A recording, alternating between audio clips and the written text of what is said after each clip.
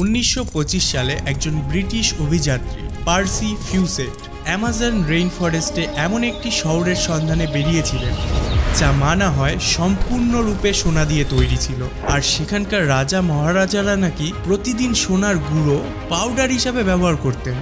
এই সোনার শহর খুঁজতে পার্সি অ্যামাজনে বেরিয়ে তো ছিলেন, কিন্তু আর কোনো দিন ফিরে আসতে পারেননি।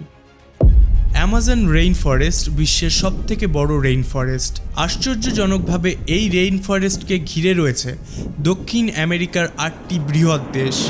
এই জঙ্গলটি প্রায় 7 কোটি বর্গমিটার জুড়ে বিস্তৃত, যাতে ভারতের মতো 2টি দেশ এবং বাংলাদেশের মতো 45টি দেশ ফিট হয়ে যেতে পারে। আর সবথেকে বড় বিষয় হলো, যেমন আমরা আজ পর্যন্ত সমুদ্রের 5%ই জানতে পেরেছি, তেমনি অ্যামাজন রেইন ফরেস্টেরও একটি বড় অংশ আমাদের কাছে আজও অজানা। বিজ্ঞানীদের মতে অ্যামাজন জঙ্গলে উদ্ভিদ, প্রাণী বা যেসব জীবাণুর অস্তিত্ব রয়েছে তার মধ্যে মাত্র 10%ই শনাক্ত করা গিয়েছে।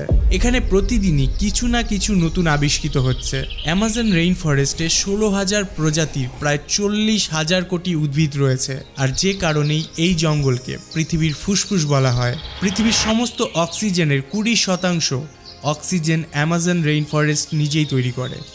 একটি অনুমান অনুসারে প্রায় 20 লক্ষ মানুষ অ্যামাজন জঙ্গলে বাস করে, যাদের বাইরের পৃথিবীর সাথে কোনো রকম যোগাযোগই নেই। কারণ যেমনটা আমরা আগেই জেনেছি, অ্যামাজনের একটি বড় অংশ এখনও পর্যন্ত অনাবিষ্কৃত। অর্থাৎ অ্যামাজনের এই জঙ্গলের নিচে এখনও এমনও অনেক রহস্য লুকিয়ে আছে যা বিশ্বের কাছে অমীমাংসিত। আজ আমরা এই অ্যামাজন রেইন ফরেস্টেরই এমনই কিছু অজানা রহস্য সম্পর্কে জানব, যা আপনি প্রথমবার জানতে চলেছেন। এল ডোরাডো। আজ অবধি অ্যামাজন রেইন ফরেস্টের সবথেকে বড় রহস্য হলো সিটি অফ গোল্ড, যা এল ডোরাডো নামেও খুব কুখ্যাত। কথিত আছে যে একসময় এখানে একটি শহর ছিল যা সম্পূর্ণরূপে সোনা দিয়ে তৈরি। এখানকার রাজা মহারাজারা নাকি প্রতিদিন সোনার পাউডার গায়ে লাগিয়ে স্নান করতেন। এবার আপনি যদি ভেবে থাকেন এই পাউডারগুলোকে আবার তুলে তারা গায়ে লাগাতো, তাহলে আপনি ভুল। সেই পাউডারগুলোকে তারা আবার অ্যামাজন নদীতেই ভাসিয়ে দিত। 16শো শতাব্দীতে পর্তুগিজরা দক্ষিণ আমেরিকাকে কলোনাইজ করতে অ্যামাজন জঙ্গলে পা রাখে। তারা প্রচুর সৈন্য, চাকর-বাকর নিয়ে এসেছিল এই অঞ্চলকে দখল করবার পরিকল্পনা নিয়ে। অ্যামাজনে প্রবেশ করতেই তাদের সাক্ষাৎ হয় অ্যামাজনের স্থানীয় জনগোষ্ঠীর সাথে। পর্তুগিজরা তাদের নির্মিত শহরগুলোকে দখল করে নেয়। এরপর পর্তুগিজরা এই স্থানীয় অ্যামাজনবাসীদের থেকে এক সোনার শহরের কথা জানতে পারে। তারা জানতে পারে এই শহর গভীর জঙ্গলে অবস্থান করে এবং এই শহরটি সম্পূর্ণরূপে সোনা দিয়ে তৈরি। সেই সময় থেকেই পর্তুগিজরা এই সোনার শহরের খোঁজে বেরিয়ে পড়ে। পুরো অ্যামাজন জঙ্গলটিকে তন্ন তন্ন করে খোঁজবার পরে তারা সেখানে অনেকগুলি নতুন উপজাতির খোঁজ পায়, কিন্তু সেই সোনার শহরটির কোনো খোঁজ তারা পায়নি।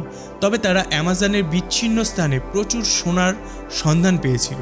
এরপরেও 200 বছর এই সোনার শহরের অনুসন্ধান হয়েছিল বিভিন্ন ইউরোপিয়ানদের দ্বারা, কিন্তু শেষমেশ এল ডোরাডোকে অ্যামাজনের জনগোষ্ঠীর মন গড়া গল্প হিসাবে অবাস্তবিক শহর হিসাবে ঘোষিত করা হয়। তারপর 1900 শতাব্দীতে একজন ব্রিটিশ অভিযাত্রী পার্সি ফাউসেট আবারও সেই সোনার শহরকে অন্বেষণ করবার সিদ্ধান্ত নেন। তিনি ইতিমধ্যেই অ্যামাজনে মোট 8টি অভিযান করে ফেলেছিলেন, কিন্তু এই সময়ে তিনি ইউরোপিয়ানদের দ্বারা উল্লেখিত অন্যান্য শহরগুলোকেও সঠিকভাবে খুঁজে পাননি।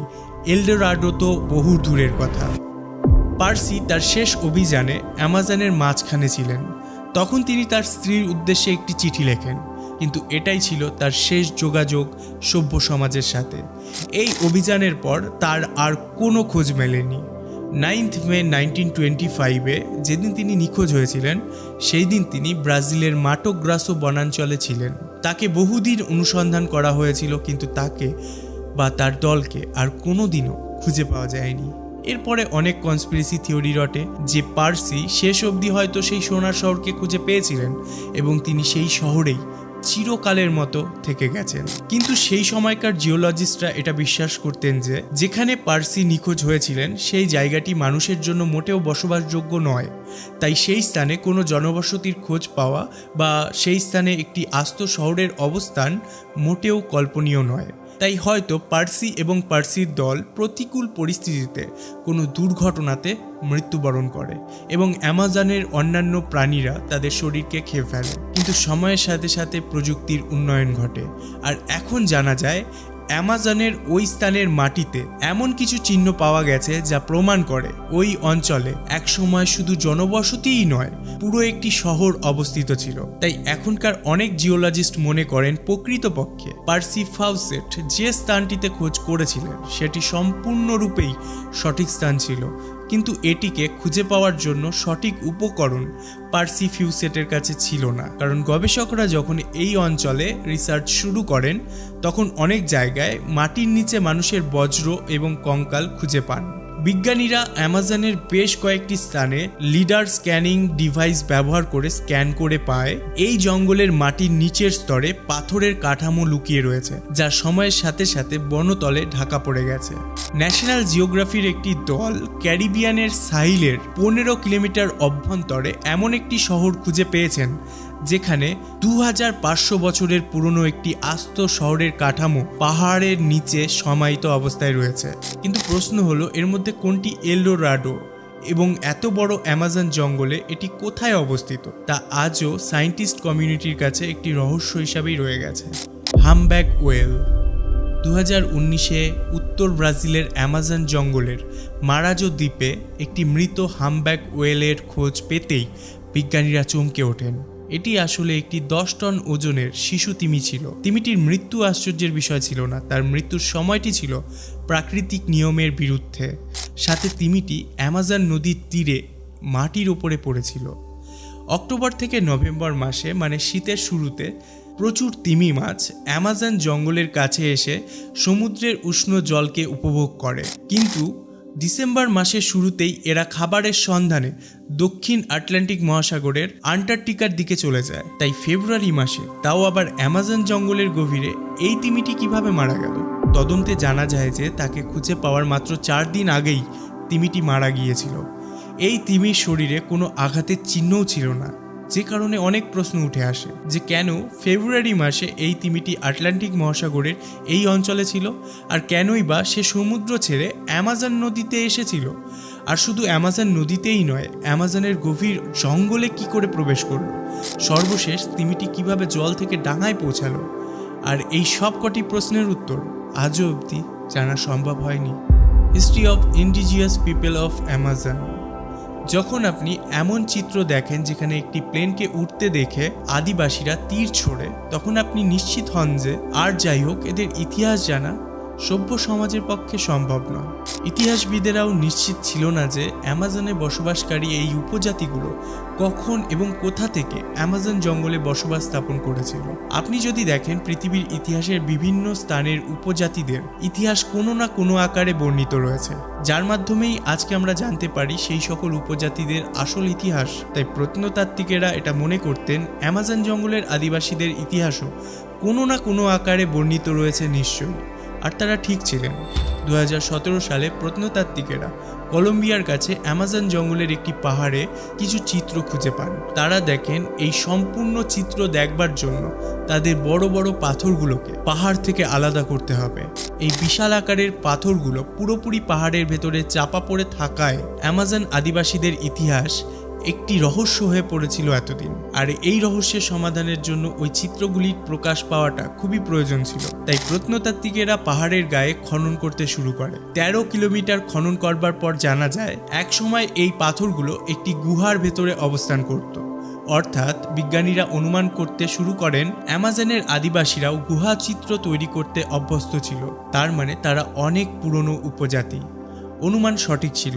13 কিলোমিটার দীর্ঘ ওই গুহার ভেতর থেকে পাওয়া ওই চিত্রগুলো প্রায় 12,000 বছর পুরনো ছিল। সেই সময়কালটা ছিল তুষার যুগের সমাপ্তির সময়কাল। সে সময় এখানে ঘন জঙ্গল ছিল না, শুধুমাত্র ছিল বরফ। এই চিত্রগুলোতে এমন কিছু প্রাণীর চিত্র পাওয়া গেছে যা কেবল তুষার যুগেই জীবিত ছিল, যেমন ম্যাস্টাডনস এবং জায়ান্ট স্লথস। এই চিত্রগুলো থেকে জানা যায় যে ওই যুগে মানুষেরা কিভাবে বসবাস করত এবং কিভাবে তারা নিজেদের চেয়ে বড় বড় প্রাণীর শিকার করত। সিল্কহেঞ্জ 2013 সালে অ্যামাজন জঙ্গলের আরেকটি রহস্য আবিষ্কৃত হয় যখন পেরুর কাছে এক কেমিস্ট্রির ছাত্র অ্যামাজনের এই অদ্ভুত জালের কাঠামোটি খুঁজে পান। এটি একটি গাছের পাতার উপরে নির্মিত ছিল, যা দেখে খুবই রহস্যময় মনে হচ্ছিল। এর ঠিক মাঝখানে রেশম দিয়ে তৈরি একটি শঙ্কু ছিল এবং এর চারিপাশে রেশমের তৈরি একটি বিশাল বেড়া ছিল।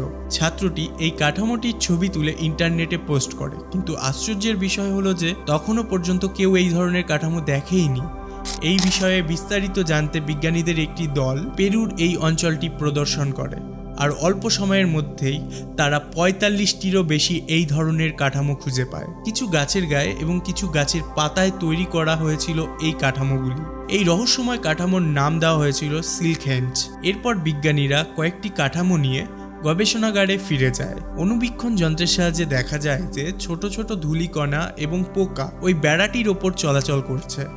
এই পোকাগুলি রেশম উৎপাদন করে না, তাই এটা নিশ্চিত হয়ে যায় যে ওই পোকাগুলি বা ওই ধূলিকণার মাধ্যমে এই বেড়াগুলো তৈরি হয়নি।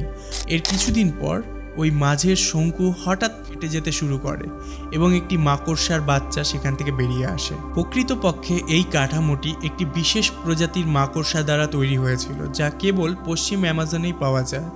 এই মাকড়সা তাদের ডিমের চারিপাশে এমনভাবে দেওয়াল তৈরি করে যাতে ছোট ছোট ধুলো পোকামাকড় এই দেওয়ালের মধ্যেই আটকা পড়ে যায় এবং যখন তাদের বাচ্চা ডিম থেকে বেরিয়ে আসবে তৎক্ষণাৎ তার খাবার হিসাবে ওই